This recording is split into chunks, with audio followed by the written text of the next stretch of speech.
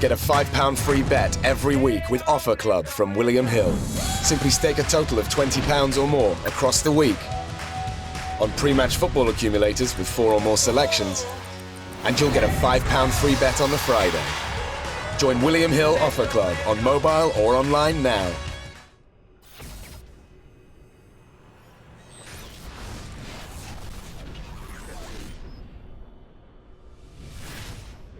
James Holder, iPhone TV, in association with Macklin. With me, I've got the greatest of all humans, Matthew Macklin. He's got his manager's head on. We're here in Belfast for the announcement of Michael Conlon signing with Top Rank. Firstly, how are you, mate? I'm alright, not bad. Good. Does it feel different, sort of being here, not being hyped up as a fighter, not having to do head-to-heads, not having to take your top off? Is it different? Yeah, do you know, it's still a press conference, isn't it? He's still talking about the fight. Do you know what? I find it easier talking about someone else than I probably did myself. Okay. So, and in many ways, I think probably the last few years of my own career, I definitely had fallen out of love with the game a little bit, and I was just trying to see, can you get the form back, but it wasn't coming back, and the reality was I didn't really want to do it anymore. But then you'd have a day where you think you did, and then you'd I don't want to do it when I was hitting the bag. When I got hit back, I didn't want to do it anymore. And no, it was the right time for me to retire. But yeah, being here today talking about Michael Conlon, I feel like I'm getting the love back for it. I'd probably, like I said, lost the love for it as a boxer, but now as a manager and even working for Sky and as a pundit, I feel like I've got the excitement back and the love back for the sport, because I do love the sport. At one time, it was a going joke that I was like an anorak. I was at every single show there was, and then sort of last few years I fell out of touch with it. I wasn't up to speed with who people were, and I'd lost my passion for the sport. But now as a manager and as a pundit for Sky, I feel like it's coming back. MGM have got over 105 fighters, I believe. Michael Conlon probably being one of the jewels in the crown of that. How difficult of a decision was it to base him out in America rather than be here in Ireland or in the UK? Well, for me, it was an absolute no-brainer. Having boxed in America myself, on the East Coast, I based myself there for a couple of years with Lou DiBella. I fought in Atlantic City, New York. I was doing that in Vegas, but predominantly the New York area. It was a no-brainer. And it was a no-brainer to go with Top Rank. As good as big and as good as Golden Boy promotions are, and the other big promoters in America. For an Irish fighter, the place to be is based in the New York, Boston, Philadelphia, that kind of area, the northeast of America, and Mick just ticks all the boxes for them. He's got loads of personality. He's a real character. He's got an exciting style to watch. He has the ability to match his personality. Like, he's probably, well, I'd say he's definitely the most decorated amateur ever to come out of Ireland. They say consistency is the measure of greatness, and he's been absolutely consistent. From a bronze medal in the London Olympics to European gold medalist, best boxer of the tournament, world amateur champion, robbed badly in Brazil. He's done it all as an amateur, and I think it's the right time for him now to turn a professional. He's 24, almost 25. He's had experience in the WSB.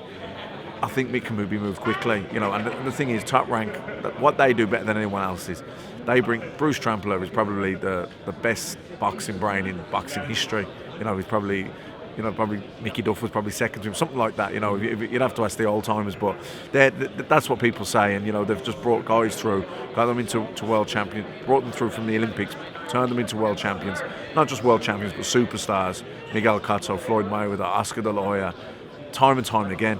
And I don't think that Mick is going to need 25 fights before he fights for a world title. I think after 12, 15 fights, Michael Conlon will be world champion.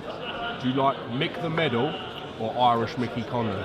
What one do you prefer? These are my two favourites, by the way. No, I don't think he wants to go for either of those just yet. I think he said he wants to just be Michael Conlon. I said, what about Mick Conlon? He said, no. He goes, if you keep calling me Mick, my mother will kill you. So I said, all right then, well, Michael. But no, whatever he... I think sometimes, unless there's one that you absolutely want, I think it's maybe the media will give you one, or maybe a natural one will come. Maybe we'll be sparring one day in the gym and someone will call you something and you'll like the way it rings. But I think at the minute he's just going to be Michael Conlon, and we'll just see where we go with that. My personal favourites are the Axeman and the Body Snatcher. I think they're two great monikers. Lights Out. I like Lights Out. James Lights Out Tony was a good one. and Bad Intentions. Bad Intentions is another. Yeah, they were two good ones. That's another. What about Mac the Knife? That's a good one. Macklin Theyve's a big one. That's a big one. I've got to say, the way you were dressed today, it was like a junior Frank Sinatra. I wasn't too sure whether you were going to do a presser or start singing the news and let off a few lines, you know what I mean? Funny. Is it wrong for the media and the people here today to mention Carl Frampton, the fact that he is a two-weight world champion, as a potential fight for Mick Conlan at this moment in time? I know they're talking about 2 years down the line, etc., but do you feel that that's a little bit disrespectful? Well, I think two ways of looking at it. One, today's about Mick Conlan turning professional with Top Rank. Probably I think he's the only. I don't think any Irish or UK fighter has ever turned professional with Top Rank. I think Nigel Benn was with Top Rank when he fought Doug DeWitt and Iron Barkland, but I don't think anyone's turned professional with them.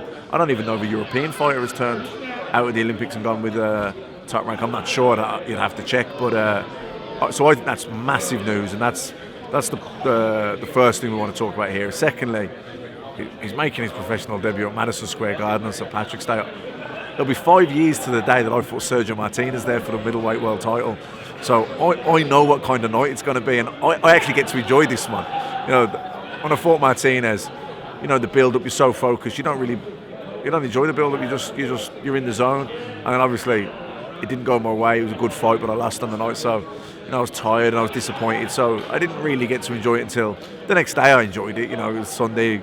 A lot of friends and family were over. A lot of people come to support me. So yeah, I'd lost the fight, but I'd put up a gallant effort, I thought. So I'd be celebrated anyway on the Sunday. But this time round, Michael Conlan making his professional debut at Madison Square Garden as the main attraction, possibly the main event. Stuff fairy tales are made of. When will the plan be to get him back in Belfast? Todd LaBeouf mentioned that he sees the fact that here is his home, and it's very important that he gets that attention here back home. Is there anything in your mind to bring him back in 2017, back to Belfast to fight? Yeah, definitely. I think it's important. Look, he already has huge profile here. He was Sports Personality of the Year on RTE. He's World Amateur Champion. Everyone in Belfast knows who Michael Conlan is, but you know, you do want to keep that. We want to keep the pot boiling here, so we don't want to lose that. All his fights will be televised back here, whether it be on BoxNation or on Sky Sports, or whatever. You know, all his fights will be televised back here. And but I do think it's important as well that he fights here at least once a year. You know, live boxes here. You know, on prime time.